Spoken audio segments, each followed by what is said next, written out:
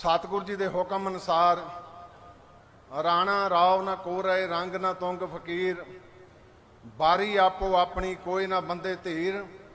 जिस वेले अकाल पुरख का सदा आना हर एक मनुख ने इस धरती तो चलिया जाना।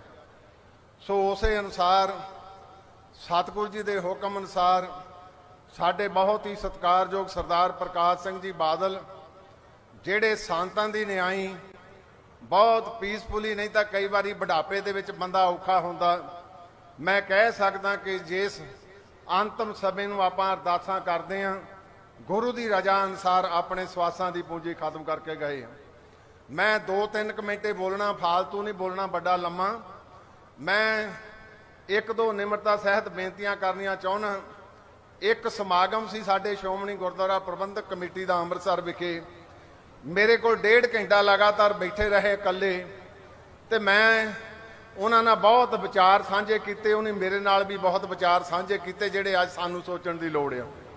सब तो पहला उन्हां दा सी कि मैं तां जिंदगी विच कदे कांग्रेस दे नाल समझौता नहीं किया। मैं कांग्रेस दे हमेशा ही खिलाफ रहा। इस करके खिलाफ नहीं रहा कि मैनूं कोई जाति सी, सिर्फ जमाती तौर पर, क्योंकि पंथ दे उत्ते बड़े हमले होंदे रहे।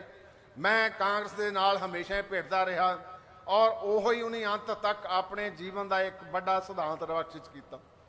दूसरा जिहड़ा साडे विच अज अलोप हो गया वो सिद्धांत सी निमरता का सिद्धांत कि ठंडे तो ठंडा, छोटे तो छोटा, बड़े तो बड़ा वर्कर आ गया।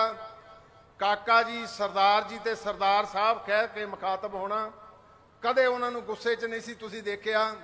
इहो बड़ा कारण से कि ट्रमे दे नाल अज सारा मुल्क उन्हां दी विदायगी नूं जिहड़ा उहदा एहसास कर रहा। मैं एक हड्ड बीती हुशियारपुर की दसनी चाहुंदा, शायद साडे काम आ जाए।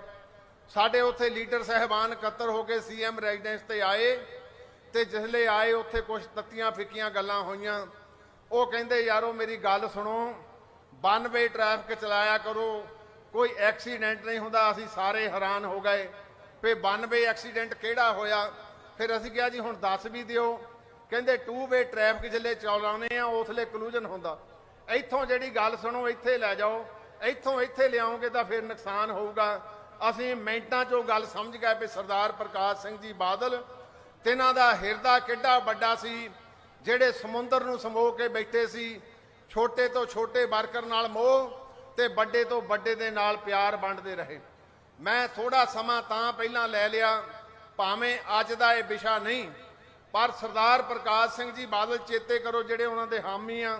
1997 दे विच शायद उदों बड़ा अकाली दल दा जोर सी, पर अकल्ले बादल साहब सी जिन्हां ने कहा कि मैं भारतीय जनता पार्टी नाल समझौता रखना और इत्थे आपां 1997 तो लैके 2002 तक सरकार चलाई।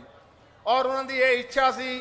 मैं क्योंकि सत्कारयोग होम मिनिस्टर इंडिया दे श्री अमित शाह जी बैठे आ, सुभागा समा कई बारी मिलता कई बारी नहीं मिलता। सरदार प्रकाश सिंह बादल होना दी ये इच्छा सी कि मेरे जिउंदे जी आ जिहड़े बंदी सिंह साडे बैठे आ 1984 तो बाद वाले, उन्हां दी जरूर रिहाई का रास्ता पद्धरा किया जाए। मैं तुहानूं निमरता सहित बेनती करदा कि भावें आपां शरधा दे फुੱਲ भेंट कर रहे हैं, पर उन्हां दी ये इच्छा भी सी जिहड़ी उन्हीं 12 तो तुहाडे नाल रल के शुरू भी की। कुछ उन्हां दे विचों बूर भी पिया, पर कुछ रह गए। किरपा करियो, तुहाडे कोल गुरु ने हुण बख्शिश कीती आ। ये पंजाब दा बड़ा दुखांत जिहड़ा बल्यू स्टार तो शुरू होया अज तक लोकां दे हिरदियां दे विच रड़क रहा, उसे दे विच सरदार प्रकाश सिंह जी बादल की यह चाहना सी कि मेरे जिउंदे जी ये जिहड़ा कारज आ ये भी पंथ दा फतेह होवे। सो गुरु साहब किरपा करन, तुहानूं समर्था बख्शिश करन। भावें अज दा विशा नहीं, पर मैं जिदन 1.5 घंटा उन्हां नाल बैठ के विचारां कीतियां उहदे विचों एक ये भी सी। सो किरपा करियो, उस विछड़ी जिहड़ी साडी रूह, जिस रूह ने हमेशा पंजाब दा भला लद्दिया, जिस रूह ने हमेशा ही चाहे राजनीतिक जीवन सी चाहे धार्मिक जीवन सी, हर एक जीवन ते सफल जीवन जी के गए आ। आल राउंडर शख्सियत सन जिन्हों अज सारा मुल्क चेते करदा। मैं तुहानूं निमरता सहित जिथे गुरु चरनां दे विच अरदास करदा।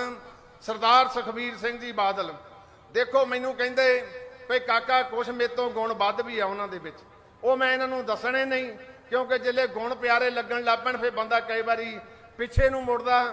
ਤੇ ਮੈਂ ਇੱਕੋ ਬੇਨਤੀ ਕਰਦਾ ਗੁਰੂ ਸਾਹਿਬ ਜੀ, ਸਾਨੂੰ ਸਾਰਿਆਂ ਨੂੰ ਤੇ ਚੇਚੇ ਤੌਰ ਤੇ ਸਰਦਾਰ ਸੁਖਬੀਰ ਸਿੰਘ ਜੀ ਬਾਦਲ, ਜਿਹੜੇ ਗੁਣ ਘੱਟ ਸਰਦਾਰ ਪ੍ਰਕਾਸ਼ ਸਿੰਘ ਜੀ ਬਾਦਲ ਨੇ ਧਾਰਨ ਕੀਤੇ ਸੀ, ਉਹ ਗੁਣਾਂ ਨੂੰ ਧਾਰਨ ਕਰਕੇ ਇਸ ਪੰਜਾਬ ਦਾ ਉਜਲਾ ਭਵਿੱਖ ਮੁੜ ਇਸ ਲੀਹਾਂ ਤੇ ਲਿਆਉਣ। ਇਹੋ ਹੀ ਸ਼ਰਧਾ ਦੇ ਫੁੱਲ ਉਸ ਵਿਛੜੀ ਰੂਹ ਨੂੰ ਆ।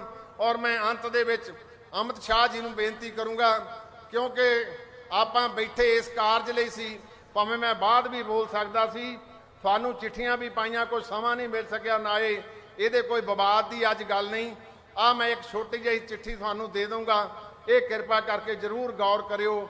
ਅੰਤ ਦੇ ਵਿੱਚ ਸਮੁੱਚਿਆਂ ਦਾ ਆ ਜਿਹੜੀ ਫਲਵਾੜੀ ਪੰਥ ਦੀ ਬੈਠੀ ਆ, ਸਿੱਖ ਪੰਥ ਦਾ ਅਹਿਮ ਅਨਿੱਖੜਵਾਂ ਅੰਗ ਦਮਦਮੀ ਟਕਸਾਲ ਸਿੰਘ ਸਹਿਬਾਨ, ਨਿਰਮਲਾ ਪੰਥ, ਨਿਹੰਗ ਸਿੰਘ, ਅਦਾਸੀਨ ਸੰਪਰਦਾ ਪਰਲੇ ਪਾਸੇ ਬੈਠੀ ਆ। ਇਹ ਉਹਨਾਂ ਦੇ ਪਿਆਰ ਤੋਂ ਵਾਂਝੀ ਹੋ ਗਈ ਆ। ਗੁਰੂ ਚਰਨਾਂ ਵਿੱਚ ਅਰਦਾਸ ਆ, ਸਰਦਾਰ ਸੁਖਬੀਰ ਸਿੰਘ ਜੀ ਬਾਦਲ ਉਹਨਾਂ ਗੁਣਾਂ ਨੂੰ ਧਾਰਨ ਕਰਕੇ ਇਹਨਾਂ ਸਾਰੀਆਂ ਸ਼ਖਸੀਅਤਾਂ ਨੂੰ ਨਾਲ ਲੈ ਕੇ ਚੱਲਣ। ਬਹੁਤ ਬਹੁਤ ਧੰਨਵਾਦ।